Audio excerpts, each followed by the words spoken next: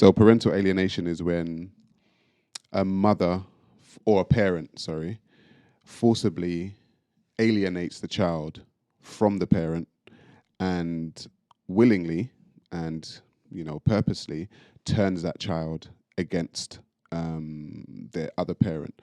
And I think a lot of the times, like the chat was saying, a lot of the time we don't get the other parent's side of the story. Okay, and then we grow up and then we hear that side. And in my experience, I have three people in my life, three men in my life who were fathers who all went through parental alienation. Do you know anybody who has actually been alienated from their parent? Yeah, yeah, yeah. The guy I was talking about, funny enough, he's been in a situation where he's with a girl. He's had a child. They were both in a committed relationship, and for some reason, not to my knowledge, it didn't work out.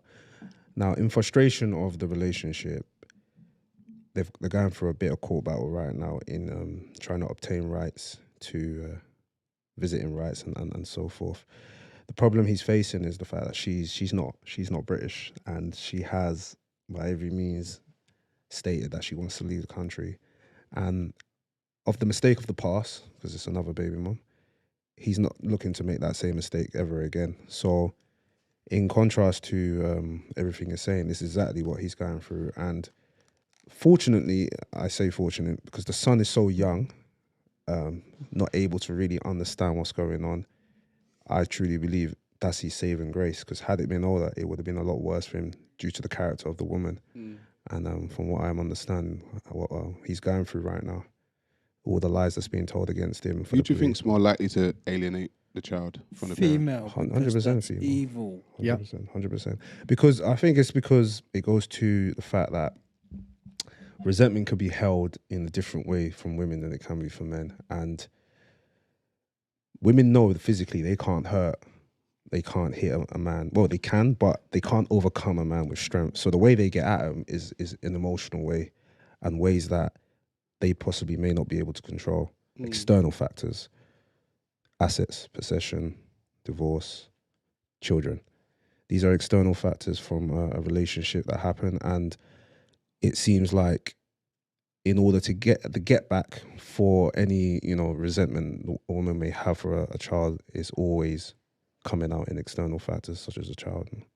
And most of the time, what do we do when that happens to us, to men?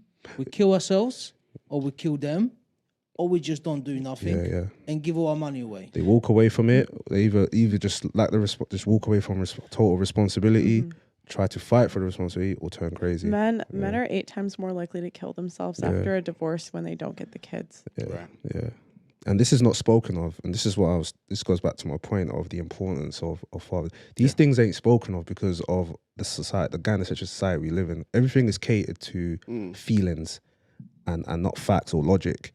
I like to stay on the side of logic and fact when it comes to these things, because this is life at hand. This is not something to play with.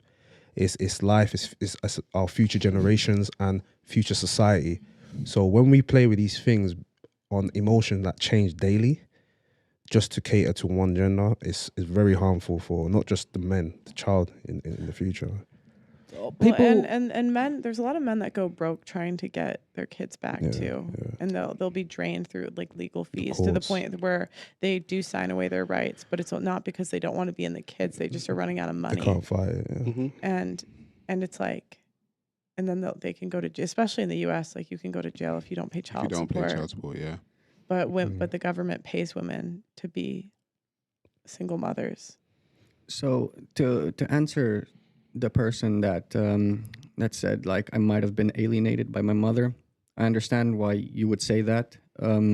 Most of the time, women do try to alienate their kids from their mother. Fortunately for me, it's been quite the opposite. My mother always kind of encouraged me to go and meet him. I've been lucky from the beginning of my teenage years. I've been lucky that my mother found a stepdad for me, and he filled in the role quite well. But even before that, I have met my father, and he had the opportunity. My mother did not, like limit his access to me. He had the opportunity. I told him, like, I want you to be in my life, but I was a child. I expected him to make the first move, and he just wouldn't. And now to the other person that said maybe I should meet him, no, I shouldn't, because he blatantly refused to be in my life. And now that I'm quite made, I find myself that, like, I got to be more successful than him. I don't think that I should suddenly look him out, suddenly make him like, make him proud of me. Or no, he doesn't deserve that. He had the chance. My mother gave him the chance. My mother encouraged me to give him the chance. I just wanted him to make the first move.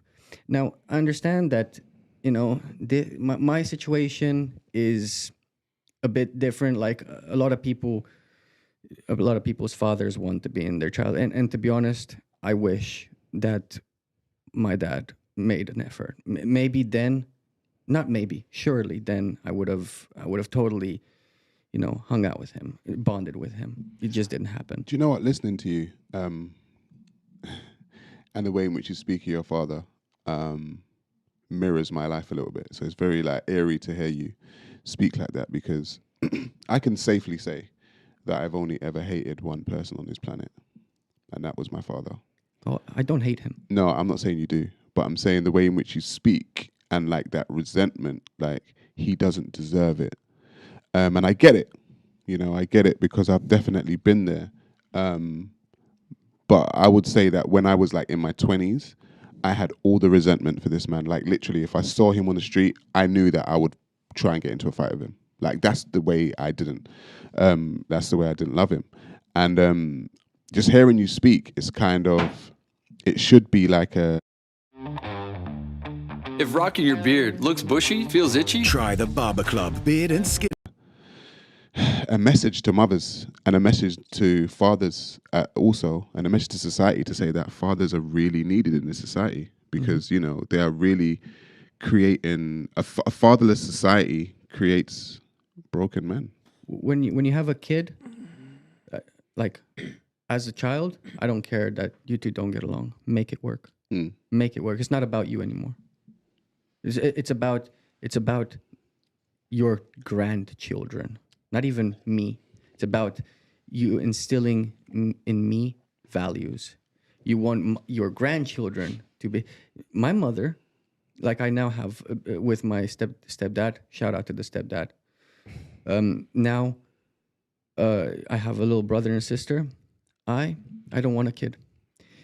My dad dealt himself out of a grandchild. And would you say that's because of your experience with your dad? There's multiple factors here, like the social standards also have a factor in it. Like I don't want to. I'm not in a position to have a child, not emotionally, not financially, not socially. It's not worth it for me, and maybe it's going to be worth it for my little brother or my little sister if we make all the necessary changes now to bring families together. Maybe then it's going to be worth it for them. But I feel that I've missed my chance. I don't want to bring a child when I don't know what's the best way to raise that child, because I don't have a good example. You know when you become one. Nobody knows how to be fathers, mate. You think my dad knew? He thought he knew. Do you know how hard it is to raise me? I nearly died twice. Wonder what? He didn't beat me. You'd know when you know. You'd know. And just come on. If you have good intentions in life, you're a good person, you love. You ever been loved before? You tend to love someone. You will end up loving someone. It's just normal. This is normal. People that want to be fathers, they're going to be fathers and they'll love their children. If somebody don't want to, they're not going to. And then the ones that are going to be neglected, guess what they're going to do? Grow up when they're 20, 25. What about them if they're 12, that my son goes to school with a child that hasn't got no father, and that child start beating my son up? What do I do then? Do I beat that child up? Can I find his father to talk to him? I can't. What do I do? My child becomes a victim. And then when it's 15, 16, he kills my son? What then? Things like that happen to people all the time, just through genuine neglect of children. Yeah, so There's a variety of consequences. How can I bring a child knowing that like I can't do anything about something like that happening? But you know, it's kind of admirable for him to admit he's not in the best position to bring a child in the world, because a lot of people just think with their dicks and then end up producing children that they can't. So if he has enough self-reflection and a cognitive mind to know he's not in the best position to bring a child in the world, I respect that more than a man who has absolutely no resources to give a child and brings it into the world. So I don't think when it comes to children it's much to do with love, because it's more to do with duty, because love fades, believe me. What I'm trying to say is, you said life said fades. believe me. Your wife watching that? It's not personal. It's not personal. What was did you have a relationship with your father? Me? Yeah, I had the best relationship with my dad. I think he's like the most amazing man in the world. So I just always had a really loving relationship with my dad. Anything I wanted, I got it. I just know like if anything happened, he'd always be there to protect me. But I think I've realised in age that a lot of men that don't come from homes where they've had like a stable father, or because they didn't have a stable father and their mother was single, so she was like busy paying the bills, working, they didn't have a father around, they find it a lot more difficult to love in life. And then I think as someone who's grown up with really loving parents, trying to get love from a man who didn't grow up with love is a very hard thing to do, and it's probably not going to work out as well unless that man has gone through an experience that's made him know. Because I feel like someone who hasn't received love doesn't know how to give love as well as someone that has received love their whole life. So I think it impacts relationships as well. So you're saying that you had a good relationship with your father. Mm-hmm. So what happened? How did you choose those toxic men, he's saying? Like how did you end up having these sort of feelings towards men? Women like red flags. Yeah. Like she's young.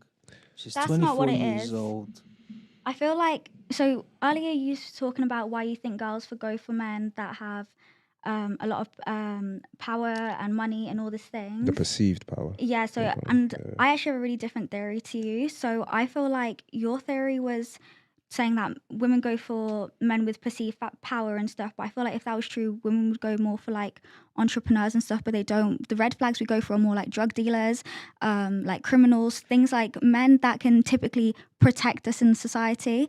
And I feel the reason we go through that is, I don't know, like maybe you guys don't understand this, but the majority of females have been essayed in some way, or they're scared to go out at night time, or they carry their keys in their hand. Majority. So the way the majority, that's No, don't say that's that. not true. It's not That's true. Wait, that doesn't mean that's like to the extreme, but it is a statistic that a lot of women feel scared by men. Okay, but if you're gonna say words and they're not true, I have to like call you out. Wait, on I'm that. sure there's statistics on that. As a majority of women feel scared. So okay, but not the scared one. You said the majority have been sexually assaulted. Yeah. That doesn't mean. And so I know what stat you're talking about, and it's the 2 out of 3 women have been sexually. Like I know what stat it is, and it's not true. They include things like if you're drunk having sex, you've been sexually assaulted. But a lot of women don't also report this, things that have gone through. From my experiences with women, I know a lot of girls that, and majority of my friends that have some form of. Right. They say that, but how do I know you're telling the truth? It's just your word against his, and you don't know the other side, so you can't just believe people. Are we talking about convictions? Yeah. No, I'm not on about convictions. So to me, if I was sexually assaulted, I'd go to the police. Why wouldn't you report it? That doesn't make sense to me. Why would you go around telling everyone and not go to the police? I've had girls come on a podcast and accuse someone of something, and you don't go to the police. That doesn't make sense. Yeah,